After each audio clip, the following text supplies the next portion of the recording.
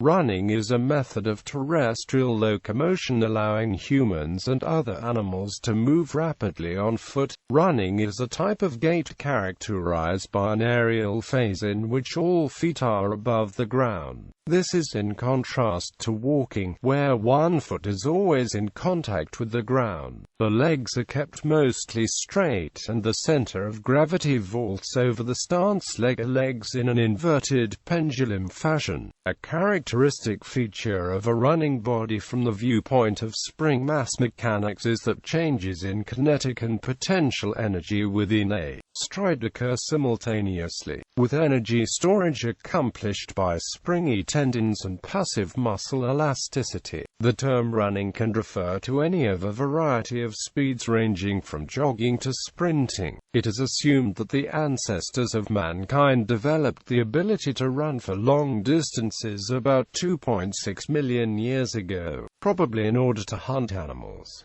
Competitive running grew out of religious festivals in various areas. Records of competitive racing date back to the Tailtean Games in Ireland in 1829 BCE, while the first recorded Olympic Games took place in 776 BCE. Running has been described as the world's most accessible sport. History. It is thought that human running evolved at least 4.5 million years ago out of the ability of the ape-like Australopithecus, an early ancestor of humans, to walk upright on two legs. The theory proposed, considered to be the most likely evolution of running, is of early humans developing as endurance runners from the practice of persistence hunting of animals, the activity of following and chasing until a prey is too exhausted to flee, succumbing to chase myopathy, and that human features such as the nuchal ligament, abundant sweat glands, the Achilles tendons, big knee joints and muscular glutae maximi, were changes caused by this type of activity. The theory as first proposed used comparative physiological evidence and the natural habits of animals when running, indicating the likelihood of this activity as a successful hunting method. Further evidence from observation of modern-day hunting practice also indicated this likelihood. According to Sears' scientific investigation of the Nariokotome skeleton provided further evidence for the carrier theory. Competitive running grew out of religious festivals in various areas such as Greece, Egypt, Asia, and the East African Rift in Africa. The Tailtean Games, an Irish sporting festival in honor of the goddess Tailtiu, dates back to 1829 BCE, and is one of the earliest records of competitive running. The origins of the Olympics and marathon running are shrouded by myth and legend, though the first recorded games took place in 776 BCE. Running in ancient Greece can be traced back to these games of 776 BCE. I suspect that the sun, moon, earth, stars, and heaven, which are still the gods of many barbarians, were the only gods known to the aboriginal Hellenes, seeing that they were always moving and running. From the running nature they were called gods or runners.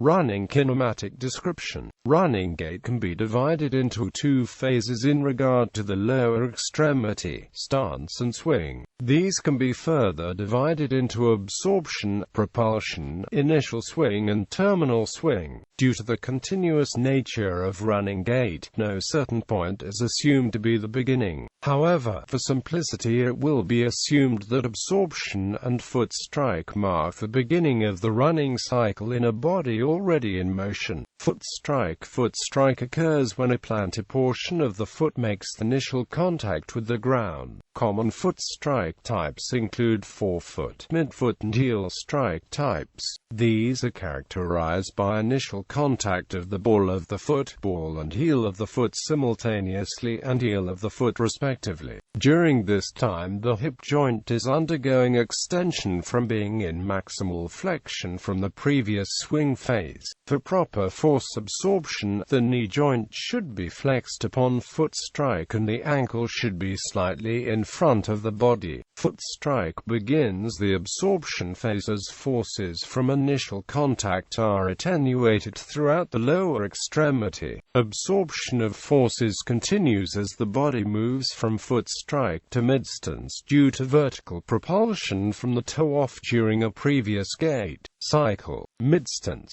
Midstance is defined as the time at which the lower extremity limb of focus is in knee flexion directly underneath the trunk, pelvis and hips. It is at this point that propulsion begins to occur as the hips undergo hip extension, the knee joint undergoes extension and the ankle undergoes plantar flexion. Propulsion continues until the leg is extended behind the body and toe off occurs. This involves maximal hip extension, knee extension and plantar flexion for the subject, resulting in the body being pushed forward from this motion and the ankle, foot leaves the ground as initial swing begins.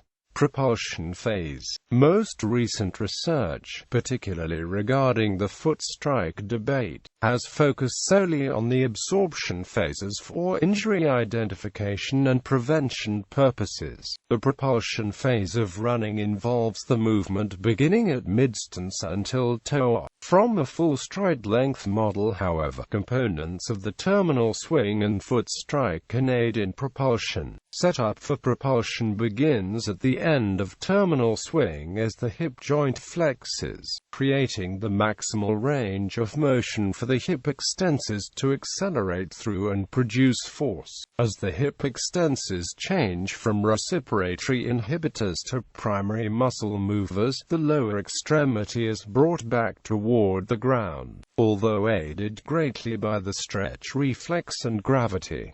Foot strike and absorption phases occur next with two types of outcomes. This phase can be only a continuation of momentum from the stretch reflex reaction to hip flexion, gravity and light hip extension with a heel strike, which does little to provide force absorption through the ankle joint. With a mid-forefoot strike, loading of the gastrosoleus complex from shock absorption will serve to aid in plantar flexion from midstance to toe. As the lower extremity enters midstance, true propulsion begins. The hip extensors continue contracting along with help from the acceleration of gravity and the stretch reflex left over from maximal hip flexion. During the terminal swing phase, hip extension pulls the ground underneath the body, thereby pulling the runner forward. During midstance, the knee should be in some degree of knee flexion due to elastic loading from the absorption and foot strike phases to preserve forward momentum. The ankle joint is in dorsiflexion at this point underneath the body, either elastically loaded from a mid-forefoot strike or preparing for standalone concentric plantar flexion. All three joints perform the final propulsive movements during toe. The plantar flexors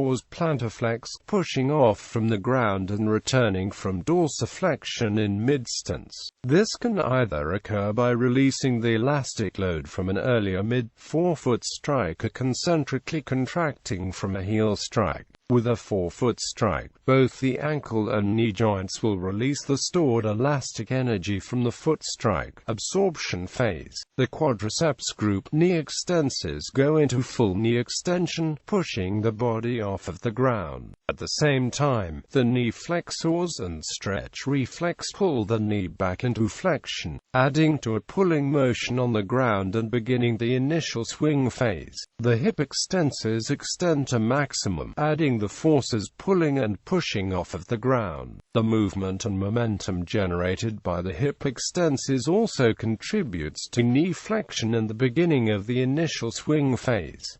Swing phase. Initial swing is the response of both stretch reflexes and concentric movements to the propulsion movements of the body. Hip flexion and knee flexion occur beginning the return of the limb to the starting position and setting up for another foot strike. Initial swing ends at mid-swing when the limb is again directly underneath the trunk. pelvis and hip with the knee joint flexed and hip flexion continuing. Terminal swing then begins as hip flexion continues to the point of activation of the stretch reflex of the hip extenses. The knee begins to extend slightly as it swings to the anterior portion of the body. The foot then makes contact with the ground with foot strike, completing the running cycle of one side of the lower extremity. Each limb of the lower extremity works opposite to the other. When one side is in toe-off propulsion, the other hand is in the swing recovery phase preparing for foot strike. Following toe-off and the beginning of the initial swing of one side, there is a flight phase where neither extremity is in contact with the ground due to the opposite side finishing terminal swing. As the foot strike of the one hand occurs, initial swing continues. The opposing limbs meet with one in mid-stance and mid-swing, beginning the propulsion and terminal swing phases.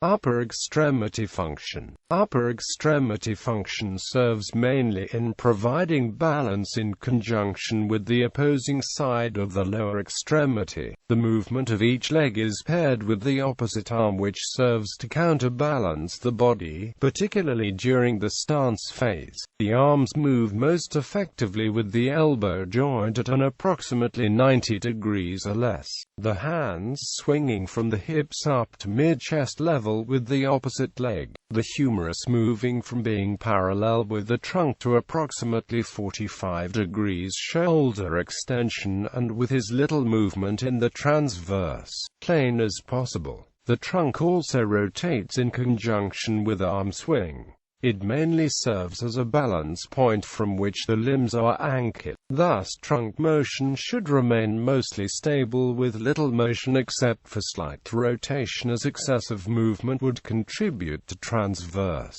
motion and wasted energy. Mechanics of propulsion foot strike debate. Recent research into various forms of running has focused on the differences in the potential injury risks and shock absorption capabilities between heel and mid-forefoot foot strikes. It has been shown that heel striking is generally associated with higher rates of injury and impact due to inefficient shock absorption and inefficient biomechanical compensations for these forces.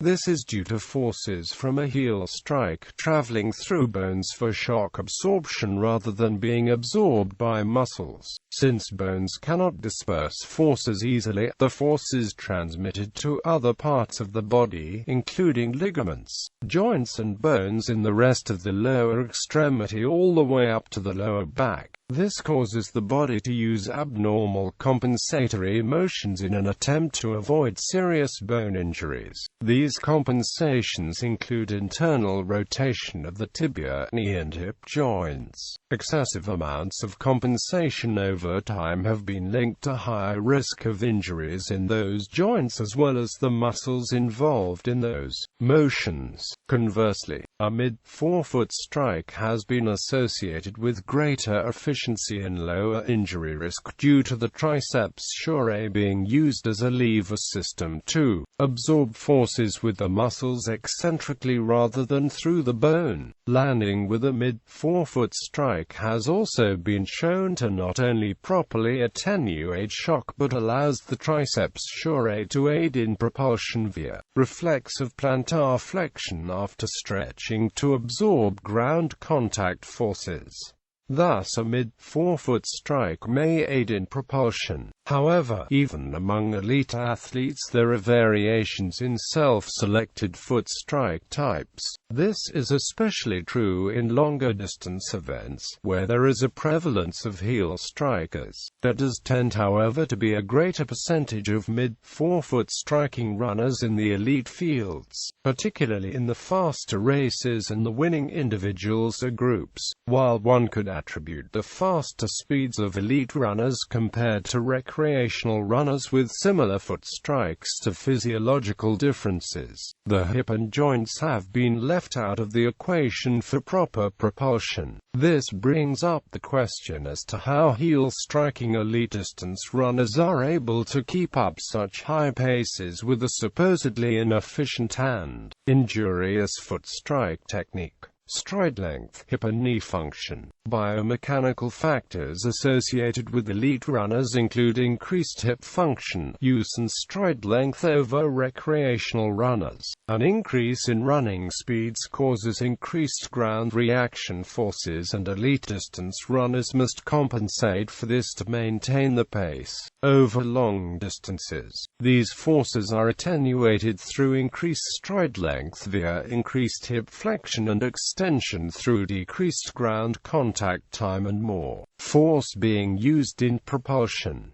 With increased propulsion in the horizontal plane, less impact occurs from decreased force in the vertical plane. Increased hip flexion allows for increased use of the hip extensors through mid-distance and toe-off, allowing for more force production. The difference even between world-class and national-level distance runners has been associated with more efficient hip joint function. The increase in velocity likely comes from the increased range of motion in hip flexion and extension, allowing for greater acceleration and velocity. The hip extensors and hip extension have been linked to more powerful knee extension during toe-off, which contributes to propulsion. Stride length must be properly increased with some degree of knee flexion maintained through the terminal swing phases, as excessive knee extension during this phase along with foot strike has been associated with higher impact forces due to braking and an increased prevalence of heel striking. Elite runners tend to exhibit some degree of knee flexion at foot strike in mid-distance,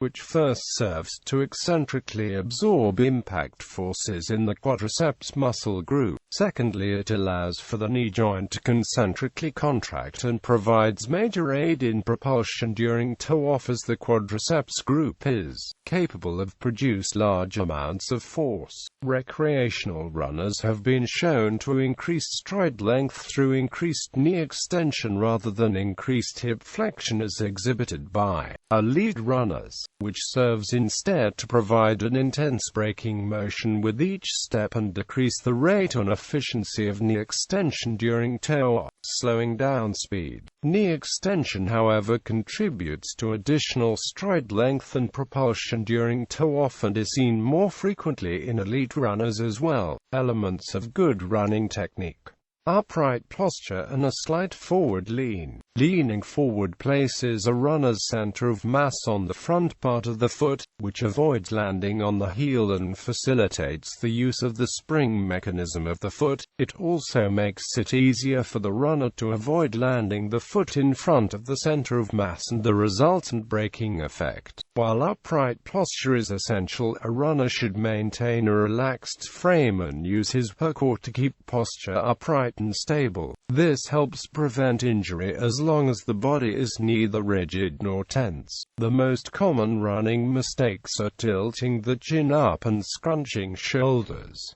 Stride rate and types. Exercise physiologists have found that the stride rates are extremely consistent across professional runners between 185 and 200 steps per minute. The main difference between long and short distance runners is the length of stride rather than the rate of stride. During running, the speed at which the runner moves may be calculated by multiplying the cadence by the stride length. Running is often measured in terms of pace in minutes per mile or kilometer.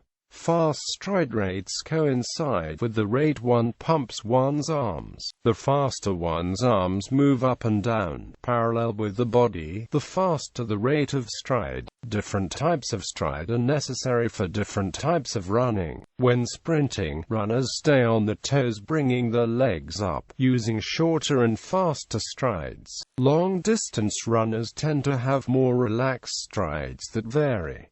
Benefits of running. Cardiovascular benefits. While there exists the potential for injury while running, there are many benefits. Some of these benefits include potential weight loss, improved cardiovascular and respiratory health, improved cardiovascular fitness, reduced total blood cholesterol, strengthening of bones, possible strengthening of the immune system and an improved self-esteem and emotional state. Running, like all forms of regular exercise, can effectively slow or reverse the effects of aging, whereby an optimal amount of vigorous aerobic exercise such as running might bring benefits related to lower cardiovascular disease and life extension. It should be noted that in an excessive dose it might have an opposite effect associated with cardiotoxicity.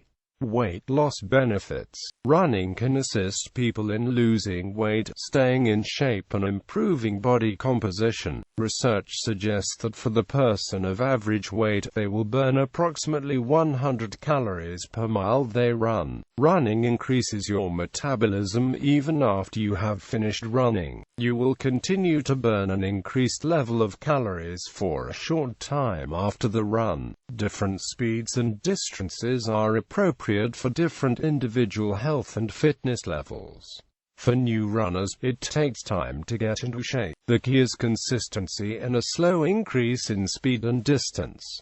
While running, it is best to pay attention to how one's body feels. If a runner is gasping for breath or feels exhausted while running, it may be beneficial to slow down or try a shorter distance for a few weeks. If a runner feels that the pace or distance is no longer challenging, then the runner may want to speed up or run farther. Mental health. Running can also have psychological benefits, as many participants in the sport report feeling an elated, euphoric state, often referred to as a runner's high. Running is frequently recommended as therapy for people with clinical depression and people coping with addiction. A possible benefit may be the enjoyment of nature and scenery, which also improves psychological well-being. In animal models, running has been shown to increase the number of newly born neurons within the brain. This finding could have significant implications in aging as well as learning and memory. A recent study published in Cell Metabolism has also linked running with improved memory and learning skills. Running injuries. High impact. Many injuries are associated with running because of its high-impact nature. Change in running volume may lead to development of patellofemoral pain syndrome, iliotibial band syndrome, patellar tendinopathy, plica syndrome, and medial tibial stress syndrome. Change in running pace may cause Achilles tendonitis, gastrocnemius injuries, and plantar fasciitis. Repetitive stress on the same tissues without enough time for recovery or running with improper form can lead to many of the above. Runners generally attempt to minimize these injuries by warming up before exercise, focusing on proper running form, performing strength training exercises, eating a well-balanced diet, allowing time for recovery, and icing. Some runners may experience injuries when running on concrete surfaces. The problem with running on concrete is that the body adjusts to this flat surface running, and some of the muscles will become weaker, along with the added impact of running on a harder surface. Therefore, it is advised to change terrain occasionally, such as trail, beach, or grass running. This is more unstable ground and allows the legs to strengthen different muscles. Runners should be wary of twisting their ankles on such terrain. Running downhill also increases knee stress and should, therefore, be avoided. Reducing the frequency and duration can also prevent injury. Barefoot running has been promoted as a means of reducing running-related injuries, but this remains controversial and a majority of professionals advocate the wearing of appropriate shoes as the best method for avoiding injury. However, a study in 2013 concluded that wearing neutral shoes is not associated with increased injuries. Chafing. Another common running-related injury is chafing, caused by repetitive rubbing of one piece of skin against another, or against an article of clothing. One common location for chafe to occur is the runner's upper thighs. The skin feels coarse and develops a rash-like look.